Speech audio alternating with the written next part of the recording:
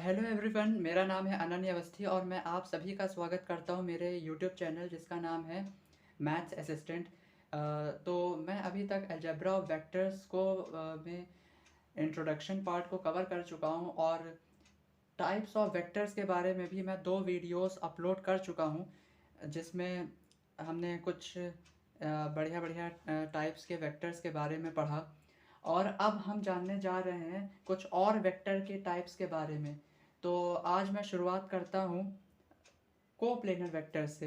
मैं आप सभी से रिक्वेस्ट करता हूँ कि अगर आपको मेरे लेक्चर्स पसंद आ रहे हों तो प्लीज़ वीडियो को लाइक ज़रूर करें, सब्सक्राइब ज़रूर करें मेरे चैनल को और बेल आइकन प्रेस कर दें ताकि आपको आगे की इस पे डलने वाली वीडियोस के बारे में जानकारी मिलती रहे। तो चलिए शुरू करते हैं कोप्लेनर वेक्टर्स क्या होते हैं इसके बारे में जानने से। तो देखिए, इसमें सबसे पहले मैंने 2 तरह की डेफिनेशंस लिखी है। एक ये डेफिनेशन है और करके एक डेफिनेशन और लिखी है। अगर आपको ये वाली ज़्यादा अच्छे से तैयार हो जाती है तो आप अपने एग्ज़ाम में इसको यूज़ कर सकते हैं या आप याद रखने के लिए भी। और अगर आपको ये वाली याद हो जाती है तो और अच्छी बात है, तो ये भी आप यूज़ कर सकते हैं। इसको समझने के लिए डायग्राम भी मैंने साइड में बना रखा है। तो चलिए शुरू करते हैं। कोप्लेनर, कोप्लेनर का मतलब होता है, मैंने पिछली वीडियो में बताया था कि को वर्ड जो होता है को, इसको आप ऐसे याद रख सकते हैं, इसका मतलब होता है same. Planar, planar word plane को बता रहा है। तो मतलब वेक्टर्स ऐसे कोई दो मतलब दो वेक्टर्स या दो से ज़्यादा वेक्टर्स जिन को प्लेनर का मतलब है सेम प्लेन में होने चाहिए। तो इससे क्या मतलब है आपको जल्दी से मैं समझाता हूँ। पहली डेफिनेशन क्या कहती है, ए सिस्टम ऑफ वेक्टर्स, या इससे पहले आप ये वाली समझिए, ज़्यादा अच्छा रहेगा। दो, एक चीज़ और याद रखिएगा, दो वेक्टर्स हमेशा कोप्लेनर होते हैं। अब दो वेक्टर्स अगर सेम डायरेक्शन में हैं तो वो एक प्लेन में लाई करेंगे, वो कोप्लेनर होंगे। अब अगर ऑपोजिट डायरेक्शन में है तो वहाँ पे थोड़ा बेसिस का कॉन्सेप्ट लग जाता है जो आपको वेक्टर स्पेस में थोड़ा पढ़ने को मिलेगा, जो आपके लेवल के थोड़ा ऊपर की चीज़ है क्लास 12th वालों के लिए। तो बहरहाल आप इतना याद रखिए कि दो वेक्टर्स हमेशा कोप्लेनर होते हैं। अच्छा, यहाँ पे मैंने ऐसे लिखा है कि दो तो कोप्लेनर हैं, तो यहाँ शुरू करते हैं कि 3 और मोर वेक्टर्स, 3 या उससे ज़्यादा vectors lying in the same plane और parallel to the same plane, या तो वो एक प्लेन में लाई करें। अब जैसे आप ये दो वेक्टर्स को देखिए, एक वेक्टर ये, एक वेक्टर ये, तो ये वाला वेक्टर और ये वाला वेक्टर दोनों एक ही प्लेन में लाई कर रहे हैं। और अगर आप इन दोनों वेक्टर्स को देखिए, एक वेक्टर जो ये ऊपर बना हुआ है और एक वेक्टर जो ये नीचे बना हुआ है, ये इस प्लेन के पैरेलल हैं। तो उसी के अकॉर्डिंग है कि 3 और more vectors lying in the same plane, या तो वो एक ही प्लेन में लाई कर जाए, 3 या 3 से अधिक वेक्टर्स, या वो इस प्लेन के पैरेलल हो, समांतर हो, टू द सेम प्लेन, एक ही प्लेन के। तो उनको हम क्या बोलते हैं, कोप्लेनर वेक्टर्स, मतलब जिनका प्लेन जो एक ही प्लेन के में लाई करें या एक ही प्लेन के पैरेलल लाई करें। एक और डेफिनेशन से इसको समझा जा सकता है कि system of vectors is said to be coplanar. एक सिस्टम ऑफ वेक्टर्स को हम कोप्लेनर कहेंगे if there line of support, अगर उनका सपोर्ट जो है वो क्या हो, पैरेलल हो एक ही प्लेन के। जैसे अगर आप ध्यान दें तो ये जो दो वेक्टर्स मैंने बनाए हैं, एक ये वेक्टर और एक ये वेक्टर, तो इन दोनों वेक्टर का लाइन ऑफ सपोर्ट क्या होगा। एक अगर हम अनलिमिटेड लेंथ की लाइन ड्रॉ कर दें ऐसे ऐसे, तो ये इस वेक्टर का सपोर्ट हो जाएगा, लाइन ऑफ सपोर्ट। और अगर मैं इस वेक्टर के पैरेलल मतलब इस वेक्टर की ये अनलिमिटेड लाइन ड्रॉ कर दूं जिसका ये पार्ट है, तो ये इसका लाइन ऑफ सपोर्ट हो जाएगा। तो अगर वेक्टर्स जो हैं इनका line of support same plane के मतलब एक ही प्लेन के पैरेलल है, तो फिर ये वेक्टर्स क्या कहलाएंगे, कोप्लेनर। तो a system of vectors is said to be coplanar if their supports are parallel to the same plane. जैसे इस वेक्टर का लाइन ऑफ सपोर्ट और इस वेक्टर का लाइन ऑफ सपोर्ट एक ही प्लेन के पैरेलल है, तो ये दोनों क्या हैं, कोप्लेनर वेक्टर्स। अगर आपको इस डेफिनेशन से समझ में आ जाए तो ये सही, इससे आ जाए तो ये भी सही। अब हम लोग अगला टाइप देखते हैं। तो देखिए, अब हम लोग बात करने जा रहे हैं नेगेटिव ऑफ ए वेक्टर। किसी वेक्टर का नेगेटिव क्या होता है। तो पहले डेफिनेशन की बात कर लेते हैं। The vector which has the same magnitude as the vector a vector. हमने एक एग्जांपल लेके बात करी है। हमने एक वेक्टर मान लिया ए वेक्टर। तो अगर कोई और वेक्टर है, कोई मतलब एक वेक्टर हम लेके चल रहे हैं ए vector for example.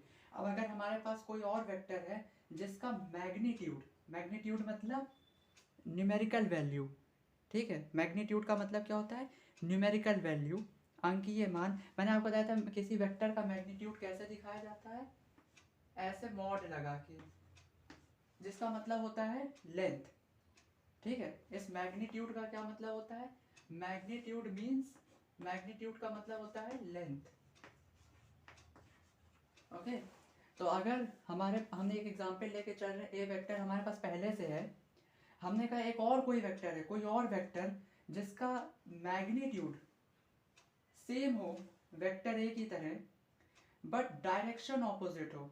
This means कि अगर अगर हमारा ए वेक्टर जो है, अगर ये डायरेक्शन है हमारे ए वेक्टर की, तो कोई और वेक्टर जो हम लेके चल रहे हैं फिर वो इस डायरेक्शन में, ऑपोजिट डायरेक्शन में हो, ठीक है। तो अगर हमारे पास ए वेक्टर पहले से, अगर कोई और वेक्टर है जिसका मैग्नीट्यूड बिल्कुल सेम टू सेम है ए वेक्टर की तरह, बट डायरेक्शन ऑपोजिट है, तो उस वेक्टर को क्या कहा जाएगा, नेगेटिव ऑफ ए वेक्टर।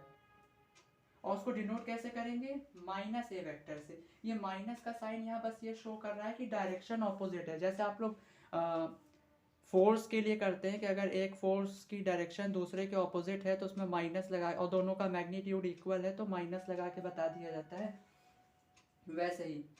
तो अब जैसे इन दोनों की बात करें, तो यहाँ पी क्यू वेक्टर को हमने माना A vector, then Q P vector क्या होगा, माइनस ए वेक्टर। इसका मतलब ये है कि पी क्यू वेक्टर का जो मॉड है, मतलब मैग्नीट्यूड, वो तो क्यू पी वेक्टर के मैग्नीट्यूड के बराबर है, बट इन दोनों का मतलब इन दोनों की लेंथ सेम है, लेंथ सेम है, बट सेंस जो है, सेंस वो ऑपोजिट है, डायरेक्शन ऑपोजिट है।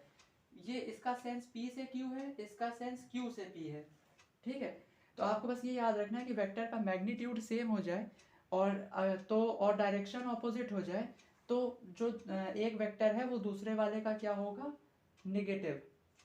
तो ये गिवन था, कोई और वेक्टर अगर हमारे पास है जिसका मैग्नीट्यूड इस वेक्टर की तरह बिल्कुल सेम टू सेम है, बट डायरेक्शन ऑपोजिट है, तो वो वाला वेक्टर ए वेक्टर का क्या होगा, नेगेटिव, और उसको माइनस ए वेक्टर से आप रिप्रेजेंट कर सकते हैं। चलिए देखिए, अब हम लोग बात करते हैं रेसिप्रोकल ऑफ ए वेक्टर। किसी वेक्टर का रेसिप्रोकल क्या होता है। तो देखिए किसी वेक्टर का रेसिप्रोकल क्या होता है, बस आपने जो पिछली डेफिनेशन पढ़ी उसमें हल्का सा ट्विस्ट लाना है। ट्विस्ट ये लाना है, पिछली डेफिनेशन में हमने पढ़ा मैग्नीट्यूड इक्वल था, डायरेक्शन ऑपोजिट थी, यहाँ उल्टा है, डायरेक्शन सेम है, मैग्नीट्यूड अलग है। अलग से मतलब क्या है, देखिए हमारे पास ये गिवन वेक्टर है, ये वाला वेक्टर जो है ये क्या है, गिवन है, दिया हुआ है पहले से है, मान लीजिए। एक और कोई वेक्टर है जिसकी डायरेक्शन बिल्कुल ए वेक्टर की तरह है, मगर मैग्नीट्यूड कैसा है, इस ए वेक्टर के मैग्नीट्यूड का रेसिप्रोकल। जैसे यहाँ समझिए, ए वेक्टर का मैग्नीट्यूड हमने अगर माना ए, तो जो दूसरा वेक्टर है उसका मैग्नीट्यूड क्या होना चाहिए, ए का रेसिप्रोकल। किसी नंबर का रेसिप्रोकल क्या होता है, जैसे मैं आपसे पूछूं 2 का रेसिप्रोकल क्या है, तो आप बोलोगे क्या है, 1/2, ठीक है। अगर मैं आपसे पूछूं 1/2 का रेसिप्रोकल क्या है, तो आप बोलोगे 2। तो 2 का रेसिप्रोकल क्या है, 1/2, और 1/2 का रेसिप्रोकल क्या है, 2। आप इसको वैसे मल्टीप्लिकेटिव इनवर्स वाली बात जो होती थी, जैसे आपसे पूछा जाता था 2 का मल्टीप्लिकेटिव इनवर्स बताइए, तो आपको वो नंबर सोचना होता है जिसको 2 से मल्टीप्लाई करने पर 1 मिले। तो आप कहोगे 2 से अगर हम 1/2 को मल्टीप्लाई करें तो हमको 1 मिल जाएगा। या अगर मैं आपसे पूछूं 1/2 में क्या मल्टीप्लाई करें, तो आप बोलोगे 2 मल्टीप्लाई करें तो 1 मिलेगा। सेम बस ऐसा समझ लीजिए। तो ऐसा अगर हो जाता है तो 2 जो है वो 1, उसका रेसिप्रोकल 1/2 होता है, और 1/2 का रेसिप्रोकल क्या होता है, 2 होता है। उसी आइडिया से मैं अगर आपसे पूछूं कि इसको हटाएं और मैं आपसे कहूं कि जरा मुझको ए का रेसिप्रोकल बताइए, तो ए में क्या मल्टीप्लाई करें कि 1 है, तो आप बोलोगे कि 1/a से मल्टीप्लाई कर दीजिए तो 1 आ जाएगा। तो ए का रेसिप्रोकल क्या हुआ, 1/a, और 1/a का रेसिप्रोकल क्या हुआ, ए हो गया, ठीक है। तो अगर हमको ये दिया हुआ है कि गिवन वेक्टर हमारे पास कौन है, ए वेक्टर क्या है, गिवन है, और हमने कहा कि ए वेक्टर का मैग्नीट्यूड क्या है, ए है।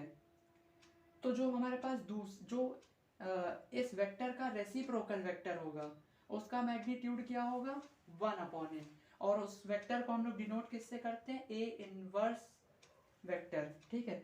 ए की पावर -1 लगा के फिर वेक्टर नोटेशन दे देते हैं, ठीक है।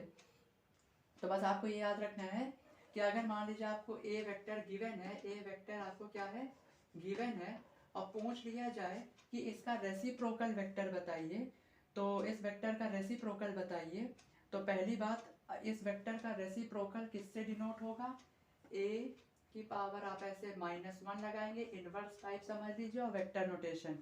तो ये वेक्टर इस वेक्टर का रेसिप्रोकल होगा, और खासियत क्या होगी, इस वेक्टर इन दोनों की डायरेक्शन क्या होगी, सेम। इन दोनों की जो डायरेक्शन होगी, डायरेक्शन जो है इन दोनों की क्या होगी, सेम होगी, सेम डायरेक्शन होगी। और मैग्नीट्यूड क्या होगा, अगर ए वेक्टर का मैग्नीट्यूड आपने ए बताया, तो ए इनवर्स मतलब ये जो इस वेक्टर का जो रेसिप्रोकल वेक्टर है उसका इनवर्स, उसका मैग्नीट्यूड क्या होगा, 1/a, एंड 1/a क्या है, ए का रेसिप्रोकल। आई होप आपको ये समझ में आ गया होगा। तो इस वीडियो में इतना ही। अगर आपको मेरी वीडियो में जितना भी मैं बताता जा रहा हूँ अगर आपको पसंद आ रहा हो तो प्लीज़ ज़रूर चैनल को सब्सक्राइब करें और लाइक ज़रूर करें वीडियो को, अपने दोस्तों में, अपने जानने वालों में जिनको ये टॉपिक्स पढ़ने में, मैथ्स में इंटरेस्ट है या उनको ज़रूरत है, तो उन तक शेयर करें ताकि उनको पढ़ने को मिल सके। इसके आगे के टाइप्स जो हैं वो आपको अगली वीडियो में मैं दे दूंगा। और अगर आपने मेरी पिछली वीडियोस नहीं देखी हैं तो इसके जस्ट पहले वाली वीडियो का लिंक मैं आपको डिस्क्रिप्शन बॉक्स में दे दूंगा, और आप चाहें तो मेरे चैनल पे जाके जितनी भी वीडियोस मैंने अपलोड करी हैं उनको आप देख सकते हैं। तो धन्यवाद, थैंक यू सो मच।